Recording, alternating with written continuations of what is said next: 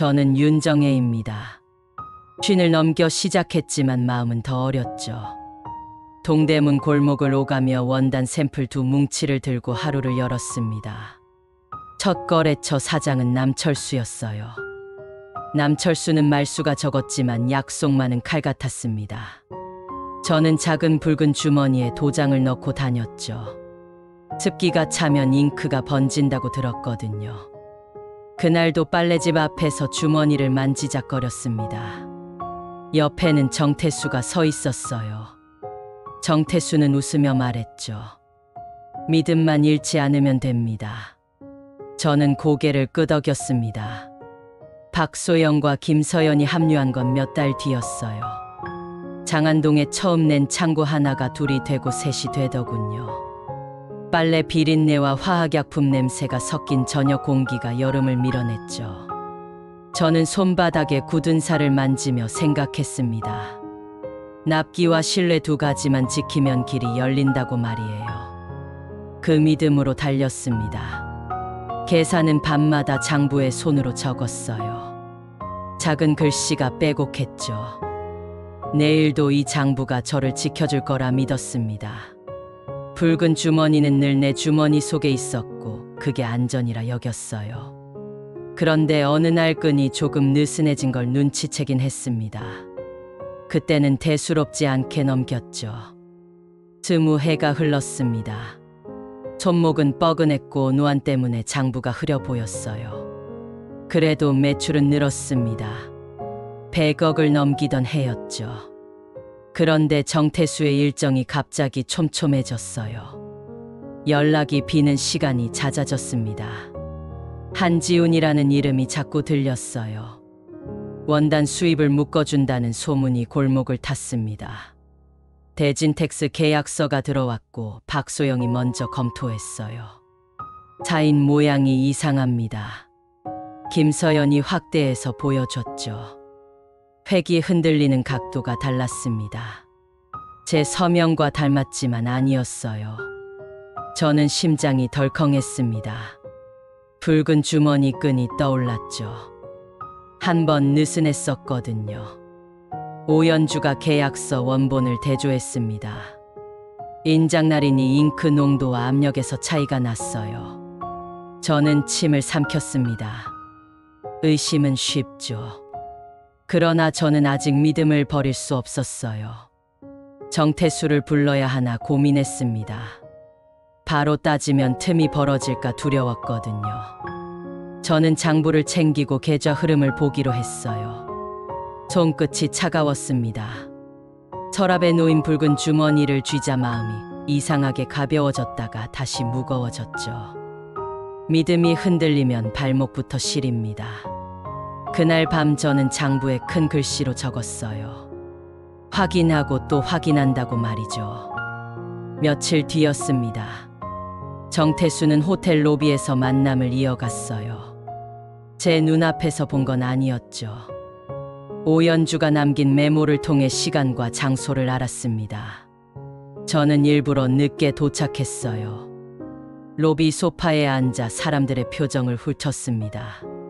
정태수는 낯선 남자와 서류를 주고받았어요. 붉은 주머니가 제 가슴에서 뛰는 것 같았습니다. 저는 그날 밤 정태수를 불렀죠. 큰 그림이 필요합니다. 정태수의 말이었어요. 저는 물었습니다. 내 도장은 왜 다른 손에 있었나요? 정태수는 웃으며 말끝을 흐렸어요. 제 귀에는 웅웅한 소음처럼 들렸습니다. 며칠 뒤 법원에서 서류가 도착했어요. 제 명의로 서명된 위조 문서를 근거로 한 소송장이었습니다. 함정이었죠. 저는 장부를 펼쳤어요. 제가 직접 쓴 납품 일정과 결제 기록이 줄줄이 이어졌습니다.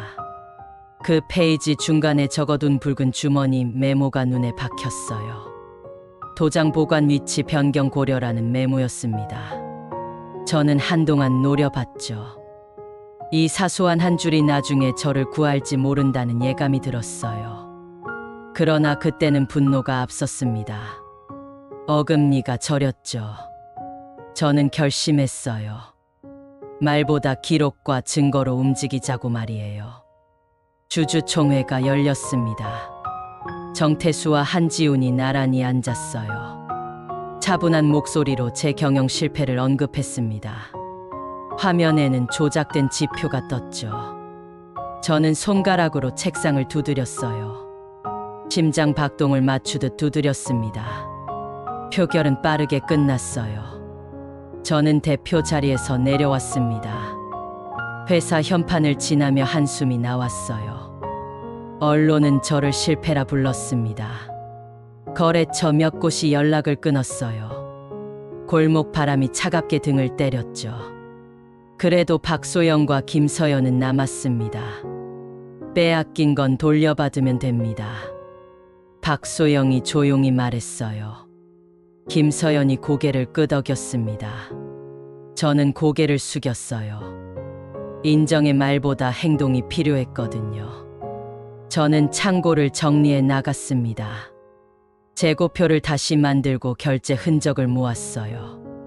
밤마다 손목이 아려왔습니다. 집에 돌아오면 안마기로 어깨를 누르다가 잠들었죠. 새벽에 눈이 떠지면 메모장에 생각을 적었어요. 숨을 길게 뱉었습니다. 버텨야 한다고 말이에요. 납품 시간을 지키던 그때처럼요. 저는 스스로에게 되뇌었습니다. 붉은 주머니는 책상 서랍맨 안쪽으로 옮겼어요. 아무도 모르는 위치였죠. 대표 자리에서 내려온 뒤 제 하루는 달라졌습니다. 아침마다 동네 공원에서 걷기 운동을 했어요. 무릎이 욱신거려 속도를 낮췄죠. 벤치에 앉아 호랑이 연고 냄새를 맡으며 숨을 고르다가 장부 메모를 떠올렸습니다. 시장에 들러 멸치와 미역을 샀어요. 반찬 가게 사장 이름은 유미자였습니다. 사람 평판은 금방 바뀝니다. 유미자는 신문을 접으며 말했죠. 저는 웃었어요. 집에서는 스마트폰 강의를 들었습니다. 작은 글씨가 잘 안 보여 확대 기능을 배웠어요. 그 기능으로 계약서의 미세한 흔들림을 다시 확인했습니다. 오후에는 손주를 잠깐 봤어요. 블록을 쌓다가 균형을 잃으면 쉽게 무너졌습니다. 제가 쌓던 회사도 그랬겠죠. 균형과 기준이 필요해요. 저녁에는 오연주와 통화했습니다. 내부 결제선 수정 기록을 찾았다는 소식이었어요. 저는 테이블 위 붉은 주머니를 만지작거렸습니다. 도장을 빼내 새로 파기로 결정했죠. 그 과정 자체가 증거가 될 수 있었거든요. 밤엔 기자 명단을 정리했어요. 내일은 말이 아닌 문서와 시간표로 설명하자고 생각했습니다. 제 안에서 작은 불씨가 다시 일어났어요.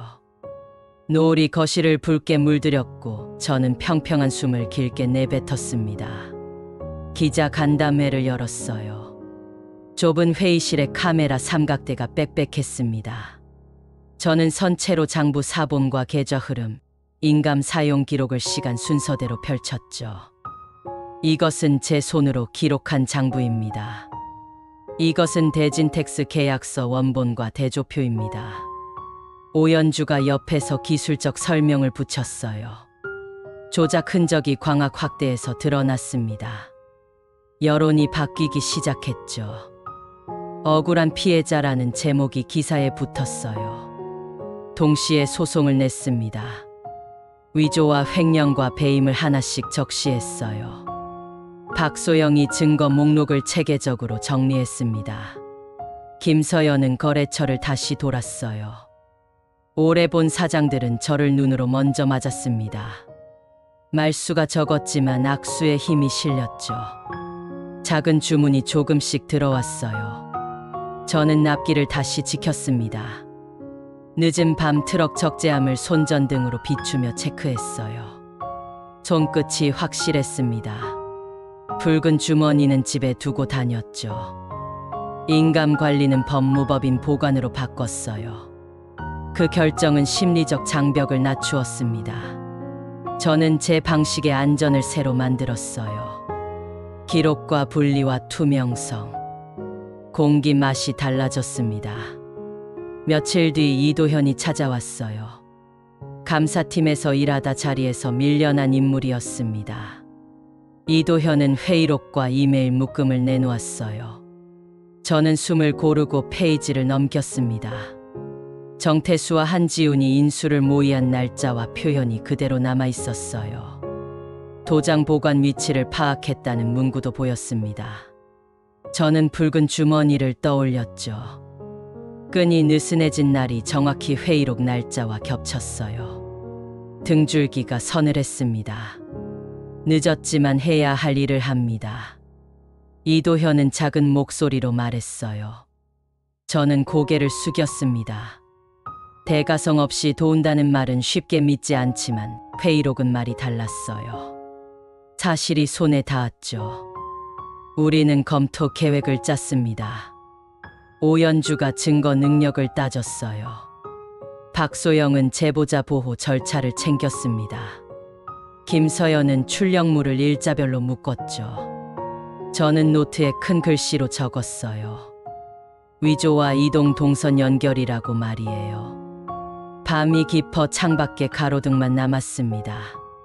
저는 손을 모았어요. 마음이 다소 가라앉았습니다. 되돌릴 길이 보이기 시작했죠. 작은 숨이 길게 이어졌어요. 제 판정에 섰습니다. 방 청석은 가득했어요. 공기가 무겁게 내려앉았죠. 오연주가 증언대로 걸어 나갔어요. 인위적 조작이 어떻게 드러나는지 차분히 설명했습니다. 판사 책상 위 서류가 넘겨지는 소리가 크게 들렸어요. 이도현의 회의록이 제출됐습니다. 날짜와 문구와 결제선이 일치했어요. 정태수의 얼굴이 굳었습니다. 한지훈의 시선이 흔들렸죠. 검사가 계좌 추적표를 화면에 띄웠어요. 해외로 빠져나간 원단 대금의 이동이 화살표로 이어졌습니다. 저는 깊게 숨을 쉬었어요. 제 입에서 길게 뱉은 공기가 차갑게 느껴졌습니다. 변호사는 장부를 들었어요. 제 필체가 선명했습니다. 판사는 물었죠. 왜 손으로 계속 기록했습니까? 저는 대답했어요. 손으로 적으면 제가 저를 속이지 않기 때문입니다. 방 안의 시선이 제게 닿았어요. 그 말은 저를 지탱해 왔거든요. 주주석이 술렁였습니다. 판결은 바로 나오지 않았어요. 그러나 중간 결정에서 위조와 배임의 상당 부분이 인정됐습니다. 저는 벤치에 앉아 손바닥을 문질렀어요. 땀이 식었습니다. 바깥 공기는 약간 따뜻했어요. 최종 판결에서 정태수는 처벌을 받았습니다. 한지훈은 업계에서 발을 뗐어요. 저는 회사로 돌아왔습니다. 현판은 그대로였지만 마음은 달랐죠. 저는 규정을 새로 만들었어요. 인감은 외부 보관으로 유지했습니다. 결제는 이중 확인으로 바꿨어요. 동료라는 말은 더 이상 맹목적이지 않았습니다. 박소영과 김서연과 새 팀이 생겼죠. 이도현은 감사 자문으로 합류했어요. 납기는 더 철저해졌습니다.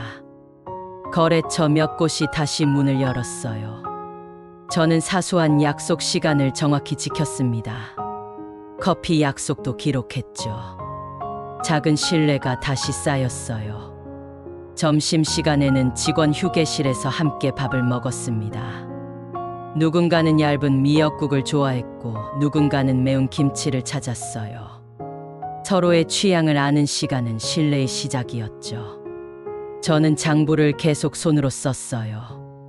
다만 확대경을 곁에 두었습니다. 노안은 피할 수 없었거든요. 그래도 글씨는 또렷했어요. 제 손이 저를 붙잡았습니다. 마음은 고요해졌죠. 복도 끝 창문으로 빛이 들어왔어요. 퇴근길에 동대문 골목을 걸었습니다. 오래된 간판과 새로 칠한 셔터가 섞여 있었어요. 저는 처음 샘플 두 뭉치를 들던 날을 떠올렸죠. 손바닥 굳은 살이 아직 남아 있었어요. 아침엔 여전히 공원에서 걷습니다. 무릎은 가끔 신호를 보내요. 속도를 줄이면 숨은 길어집니다. 반찬 가게 유미자는 오늘 갈치를 권했어요. 저는 장바구니를 들고 고개를 끄덕였습니다. 집에 오면 손주가 그림을 보여줘요. 색연필로 그린 붉은 주머니 그림이 있었습니다. 이게 뭐예요? 손주가 물었어요. 저는 대답했습니다. 중요한 것을 지키던 작은 주머니였습니다. 이제는 마음과 기록으로 지킨다고요. 회사에서는 젊은 직원들이 더 빠르게 배워요. 저는 더 천천히 확인합니다. 속도는 다르지만 목적은 같아요. 신뢰를 지키고 시간을 지키는 일 말이에요. 저녁 노을이 창을 물들였습니다. 붉은 빛이 장부 위에 내려앉았어요. 저는 새로 파놓은 인감 보관증을 서랍에 넣었습니다. 마음이 가벼웠죠. 배신의 상처는 남았어요. 그러나 상처 위로 살이 돋듯 회사도 다시 단단해졌습니다.